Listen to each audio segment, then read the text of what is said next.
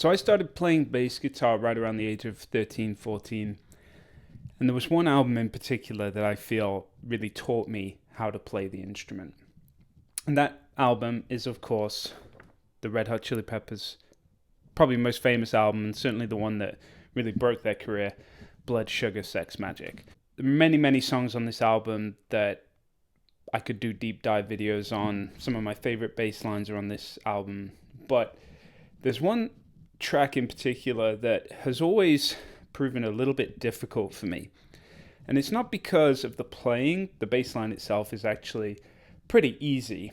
But what has always eluded me is the tone. And in this video, what I want to do is explore some options of how you can try and get close to the tone that Flea uses.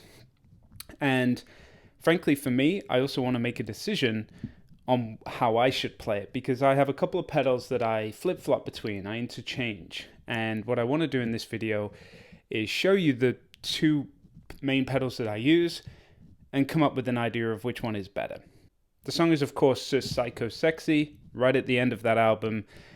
7.5-minute beast of a song. And the tone on this song is just insane. In the tab book, you'll see the instructions refer to a phaser. Now, I'm pretty sure Flea is not using a phaser. And if you search online, there's quite a lot of debate, or at least discussion, about what pedals Flea was using on this song. Some people say it was a Q-Tron. Some people say it was a Mu-Tron with a battery that was dying, and that's what really led to this slightly distorted sound. I also see a lot of bass players talk about the Bassballs pedal. And those are the two that I use, the Q-Tron and the Bassballs. So a quick note about my signal chain for anyone who may be interested. So from my Sterling Stingray bass, I go into my pedal board. Now the only other pedal that I have engaged for this video is my Spectracomp compression pedal. It's a great compressor. It's a simple compressor, which is great for me. I'm not someone who needs to be dialing in a lot of different sounds, so I have it always on. It's got a fairly chill compression setting on it, and that just really helps keep my sound more balanced and just really make sure that the overall mix sounds good. So my pedal board goes into my Hartkey KB12 amp. What you're hearing is the direct out from the amplifier into my Focusrite Scarlett audio interface. So the bass line, of course, goes like this.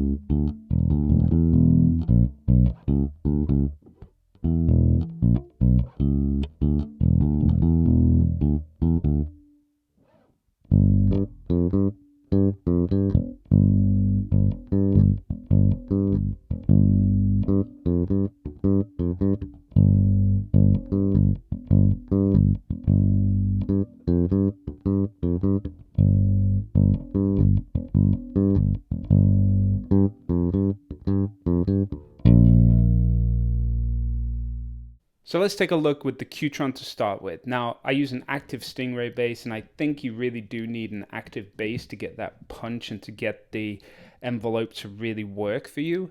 Now, it's worth mentioning, I personally use the mini version of the Electro Harmonix Q-Tron just because it fits better on my pedal board.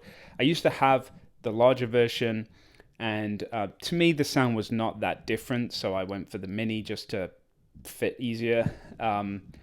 But some people do say that those pedals sound kind of different. I don't personally hear it, and especially in a live band setting when you've got drums banging, guitar playing, I don't think it makes that big a difference. And I'm going to use a fairly aggressive setting.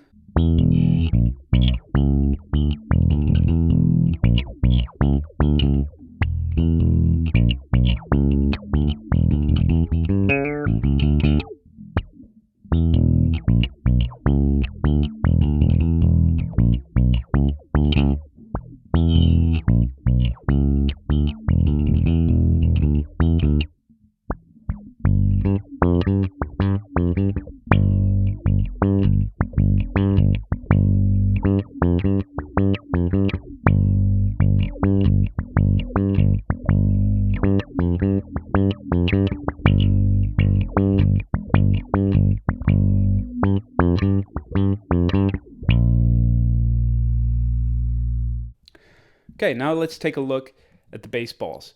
Now this one can get pretty wacky, so you really have to dial it in quite carefully to get a sound that sounds good without being too distorted or too wacky, too space-like.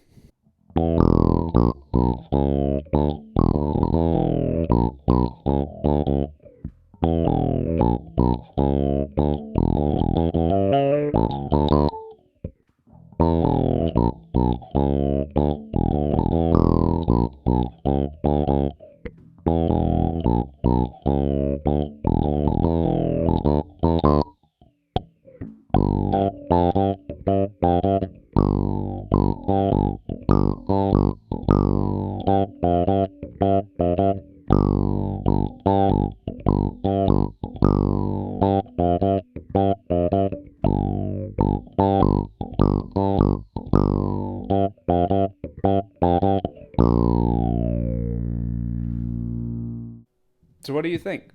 Which do you think sounds better? Q-Tron or the Bassballs? Love to hear from you in the comments. And if you think you've got a better idea or a better pedal that can get close to that Flea tone, let me know.